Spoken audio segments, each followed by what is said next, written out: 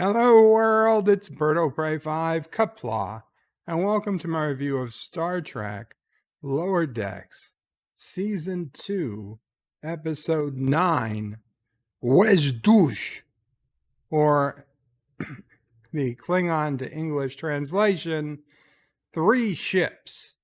Yes, wej Duj is Klingon for 3 ships, and the story will make sense. As you can see, this episode begins directly with the opening credits, which in the past has always been a good sign, at least to me.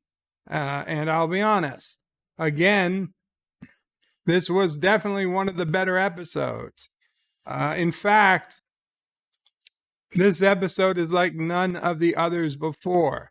They definitely did something special with this episode.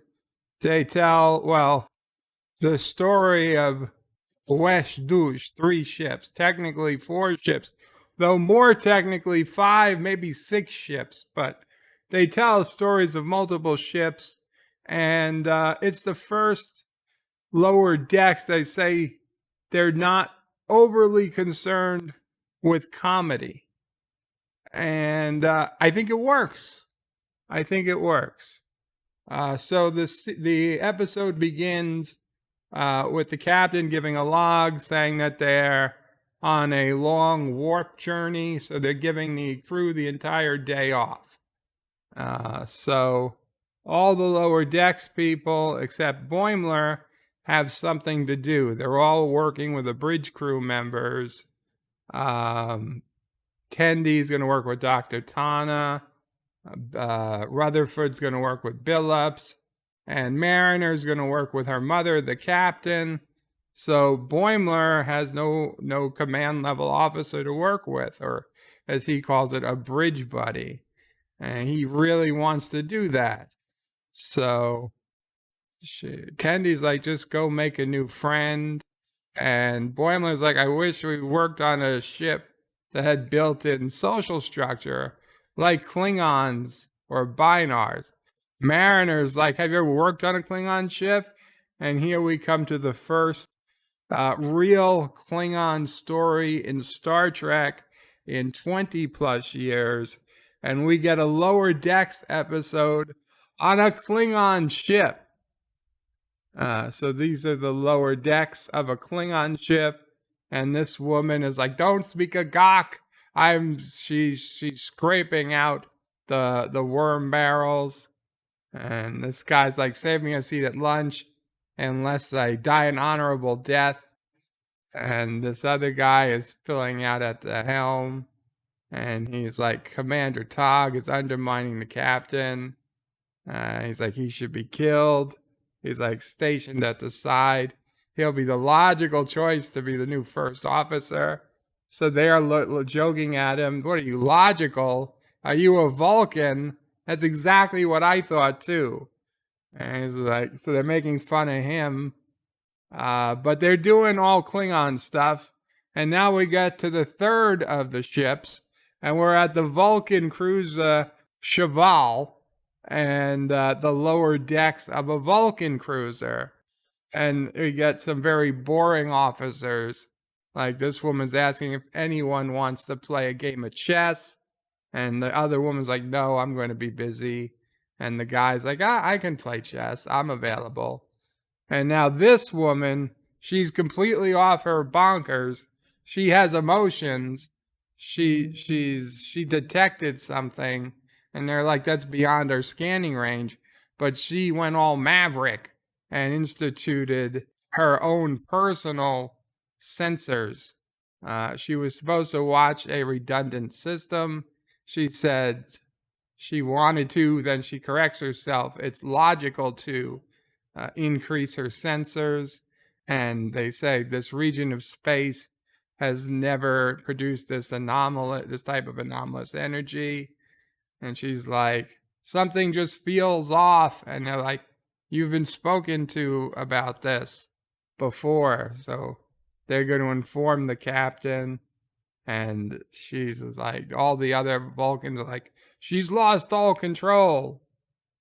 back on the Klingon ship, and they see that the captain and the first officer are fighting, and we get some nice Klingon battles. And even though we knew in season 1 the Klingons were back like they're supposed to, it's good to see it. And even better, pink Klingon blood. Pink Klingon blood we haven't seen since Star Trek 6. And we're going to see, we're going to get some more Star Trek 6 references. So the lower decks guy offers to take care of the traitor. The captain didn't want him on his bridge sticking up the place. And so Boimler tries to make nice with the Tamarian officer. He said he took a little Tamarian. And he says, Carno in the forest with Myra. And the Tamarian gets all upset and says, it's hard to lose weight when you can replicate any food you want. And poor Boimler, he walks away. So Boimler comes over to the pottery class where Shax and Rutherford were doing clay. And he's like, what, did you learn to do that back on Bajor? And did you learn how to throw pottery on Bajor? He's like, no! And apparently talking about Bajor is a big no-no with Shax. Shax is like, the only thing you ever did on Bajor was resist. Resisting fascism was a 24/7 job, although I don't know if he said 24/7 because the Bajoran day was famously 2 hours longer. Anyway, Shax is going to make a ashtray to look like a puppy. So we got the Targ is back on the Klingon ship. He's like Kor's hound at the Battle of wherever. And this captain is very impressed that somebody of his age even knows that battle. And this other older Klingon is saying, get more blood wine. Then we get back to the Vulcan ship, and the captain of the Vulcan ship is like, why are you working on sensors when that's outside your duties? She said, I have a gut feeling. She's like, so you have an instinct? She said, this region of space put out energy that's never done that before. To ignore it would be illogical. So the captain tells the helm to adjust course, but says, do not take my action as endorsing your behavior. And he orders her to spend the next 2 days in silent meditation. Orders her 2 days of silent meditation. He says, your instincts, you're behaving like a child. Anyway, so now we got the famous scene from Star Trek 5. We got Dr. Tana and Tendi climbing up the side of El Capitan. And we've got Boimler using Spock's hover boots and the Go Climb a Rock shirt. And Dr. Tana's, what, you didn't bring any gear? And so Boimler falls, and Tana's like, well, not Tana. Tendi's like, well, at least the safety protocols are on. And she asks Dr. Tana's like, safety protocols are on, right? Dr. Tana's like, yeah, I don't know, whatever. So obviously they were. And then Boimler makes the mistake of going in and seeing what Mariner and her mom were doing. And he can't get out of there fast enough because they're having a giant fight about fighting over Mariner's cramps and her mom's hot flashes. So Boimler finally gets out of there, and he finds Commander Ransom and a few other people on a turbo lift, and they're talking about Hawaii. So Boimler inserts himself into the Hawaii conversation. He says, Mr. Boimler, are you also from Hawaii? And he's like, he has to be. Only the people who grew up on the islands like us could describe it like this. Everybody here's from Hawaii. They're like, aloha.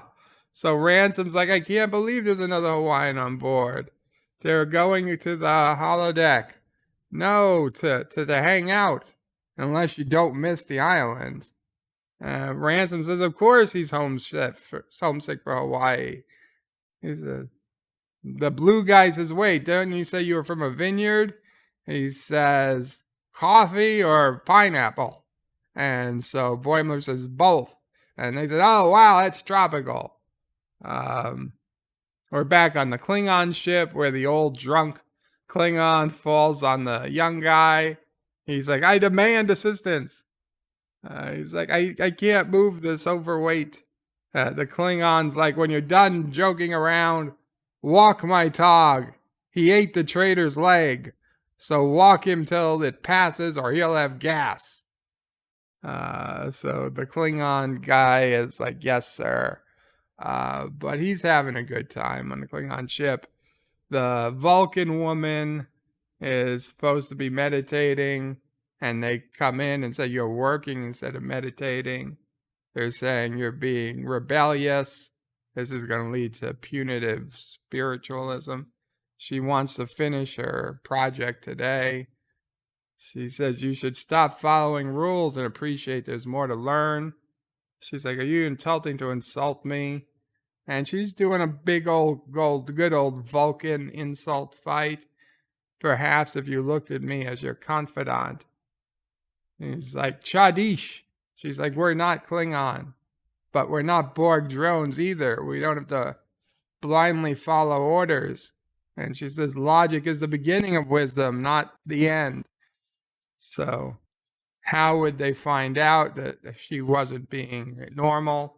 And they're saying, why would you report me? And she says, yeah, it's clearly for your own good. And they're said, then I hope they understand how unconcerned I am at their assessment. That's like serious Vulcan thuggery going on. So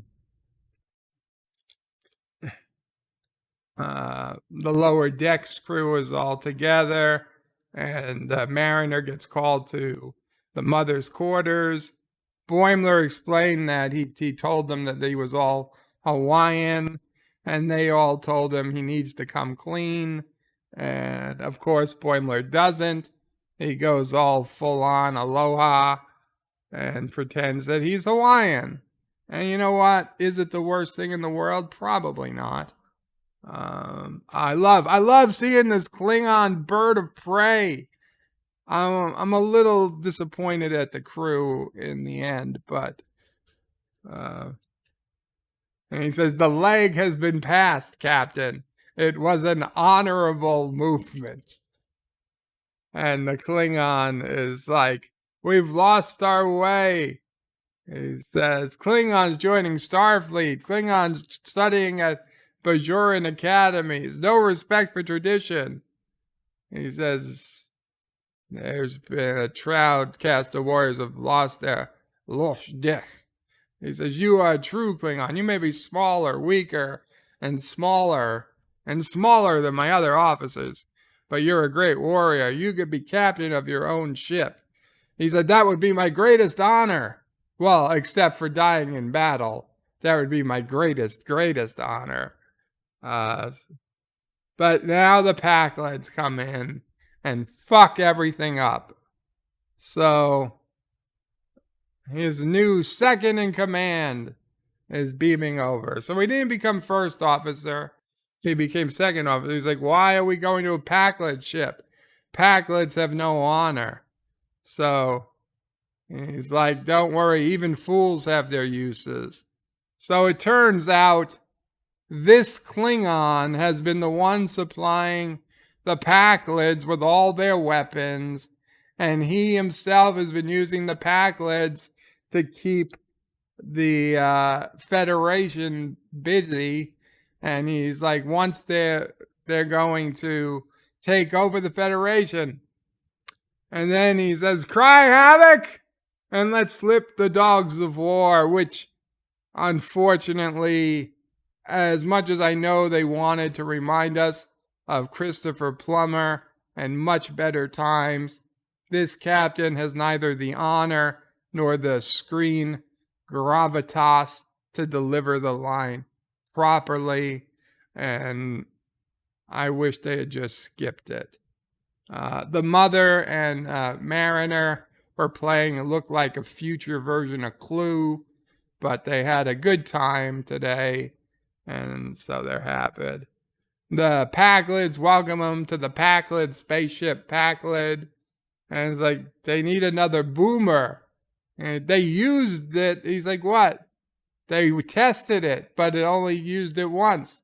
It stopped working. He's like, it was a bomb, you idiot. You can only use a bomb once. So they're transporting another bomb over. So this guy says a Varuvian explosion would emit Vertrion particles. Other ships are going to come to investigate. And on cue, the Cerritos comes out of warp. And he's like, block communications. They got to take out that ship. He's like, the Packleds again, says Captain Freeman. Hail the bird of prey. So Freeman thinks the Packleds are attacking the Klingons and asks the Klingons if they're in need of aid. Come on, Captain Freeman. Also, we do have a problem here with the relative size of the ships. The Cerritos appears to be twice the size of the Klingon bird of prey, easily twice the size, which, unless this is the smallest Klingon bird of prey ever produced, and it's clearly not, because it has lower decks. The Klingon bird of prey should be easily the size of the Cerritos, but whatever. Anyway, as the battle goes on, Boimler admits he's really not from Hawaii. He's from Modesto, California. He just wanted to hang out with people. And then it turns out the blue guy's not from Hawaii either. And neither's that other person. And you know what? Neither's Commander Ransom. Nobody's from Hawaii. He's actually from the moon. And it turns out they're all from different moons. His commanding officer was from Honolulu. So she's from Luna Bay, Tycho City, and he's from the third moon of Benzar because he's a Benzonite. So the only person who's not from a moon is Boimler. Although Boimler says the moon Modesto is like the moon of San Francisco. And they all say, no, that's no moon. And he says, if you were really from a moon, you'd know how insensitive it was to say it. So the Klingon captain's like, look, they're about to start a war, but the lower deck Klingon, who actually has honor, keeps saying that this is wrong, that there's no honor in this, that Klingons don't let others fight their battles. And so he's about to take on his Klingon captain. So the Pakled, Clumpsfield, Packled, and then we see the lower decks. So this is the fourth ship now in the story, or it could be Los Dush for 4 ships. And so Shax, the shields are at 17%. And just as they're about to get taken out, the Vulcan ship comes in. And they're the biggest, baddest ship in this battle. They bring shields to maximum power. They save the Cerritos. But even the Vulcans are getting overpowered. But they've got the Klingons are also attacking the Vulcans. And of course, the project that this woman had been working on was a way to regenerate the shields. And the captain's like, if it doesn't work, will be left unprotected. She's like, it's logical to use it considering there's no alternative. So, of course, they implement it. She says, my instinct tells me it will work. The captain implements the program, and their shields go to an illogical 120%. Anyway, the Klingon captain is like, the destruction of these ships are going to bring him glory. And the other guy's like, does the High Council know of this? He's like, the High Council will change their minds once the fighting begins. Yeah. So shields are at 120. And he gives the order to disable the Packled ship. And, of course, the Klingon says, target the Federation ship. The other Klingon says, belay that order. It's not our fight. So he pulls out his knife, and he's going to challenge the captain. And they have their Klingon battle on the bridge to see who's going to become the new captain. And by all rights, this weak lower decks guy should lose. But the Targ intervenes and bites his captain, and instead shows loyalty to the guy who actually walked him, and it's able to kill the captain, and he becomes the new captain of the ship. And so everybody asks, what are your orders, Captain? And everybody's giving him like a good sign. He said, set course for the home world. The council can decide what to do with this wej Duj, which I'm pretty sure is traitor. So the Klingons leave. The Cerritos says, okay, let's give the Packleds a taste of their own mushrooms. They start shooting up the Packled ship. For whatever reason, between the Vulcans and the Cerritos, they still let the Packleds leave. You would think they would have disabled the ship and kept the Packleds around. But the Vulcans, she's like, hail the Vulcans. She's like, thanks for the hand. And the Vulcans are like, whoa, do you require any assistance? So Freeman's like, no. And she's like, Vulcan's like, excellent. Then with the threat neutralized, no further communication is necessary. And they hang up, and that's it. They leave. Shax is like, strange how the Klingons gave up and left. And Freeman's like, it's almost like they decided it wasn't their fight. So they've got a brief Starfleet command. And we get back on the Vulcan ship. And the captain's like, you're fortunate your shield program worked. If you hadn't been following your instinct, it's unlikely we would have survived. But her inability to follow her logic is he's removing her from duty. So she's like, she'll gather her personal items and prepare to return to Vulcan. The captain's like, you're not going back to Vulcan. You're moving to a Starfleet vessel. Your hot-headed ways will make you better suited to serve with humans. She's like, no, this punishment isn't warranted. Please reconsider. And the captain's like, and that's exactly what led me to my decision, which is final. And she's like, live long and prosper, sir, as she leaves with a whole bunch of, she's pissed. She is pissed. So they're all saying, okay, next time they have a long haul warp, they'll all do something together. And Boimler goes to the bar, and we got this guy who's even more nervous than Boimler.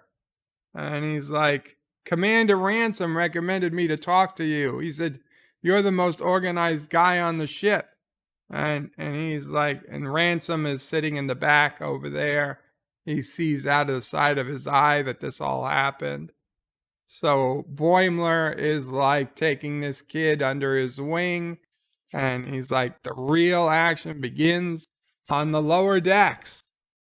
And we have one final scene, Borg Cube 90182, lower decks. And we get Borg lower decks, which is nothing happens. They just all stand there in their alcove. And we get the ending credits without the ending credits music for the first time. But being someone who's been to Southern California, and I saw a Borg Cube 90182, I was like, I bet 90182 is a zip code for a show that is famously Californian. There is no way 90182 isn't a zip code. Hell, I even thought 90182 might be the zip code for Cerritos, California, or in one of the zip codes for Cerritos. And guess what? I typed 90182 into Google, and fuck, it's not a zip code. Why would they give up the chance to put a fucking zip code? They could have used a Southern California zip code for the Borg Cube, and they pick one fucking zip code that's not used anywhere in the fucking United States. It would be, here's the thing. Here's the thing. If the zip code 90182 existed, it would be in Los Angeles. So it is in the future going to be a zip code, probably somewhere in the Los Angeles area. I don't know if that means it may be near Cerritos, California, or anywhere else, but it just doesn't exist yet. I thought it was a missed opportunity. They could have used an LA zip code. Why you wouldn't, I have no idea. I tried looking up. There is an ice creamery, an ice cream creamery that has a suite number 90182 on Sunset Boulevard. But unless that was an ode to this ice cream shop, I think it was a real missed opportunity not to use a California zip code for this random Borg ship. But it does tell us that the Borg, we've seen the Borg ships in the beginning credits, but that maybe we're going to see some more of the Borg. We've got one episode left. This was episode 9. There's only one episode left. Next week is the final episode of the season. Will we see Borg? I don't know. Will we see the USS Titan? Will Captain Riker be back? I don't know. We honestly didn't give us any scenes from next week. They haven't been giving us scenes from the following week at all this season. So your guess is as good as mine. It seems like the Packled arc may be coming to an end, as the Klingon ship who had been supplying the Packleds with these weapons is now back under honorable Klingon control.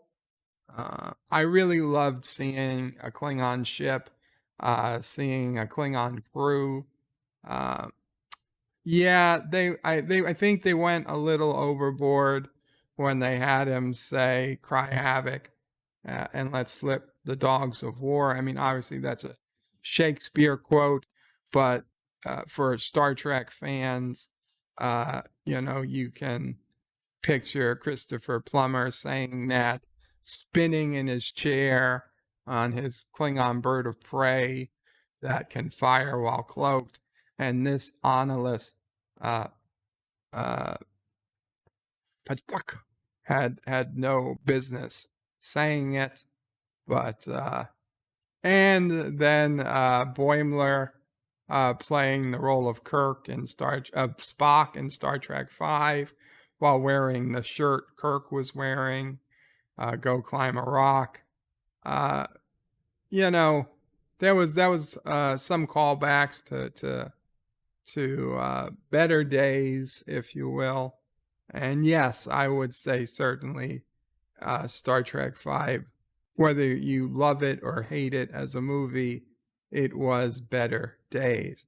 But there wasn't a ton of member berries in this episode.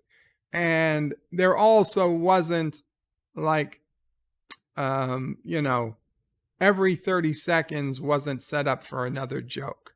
So this was the first episode where I'd say there was half serious dialogue, especially on the Klingon and more especially on the Vulcan ship.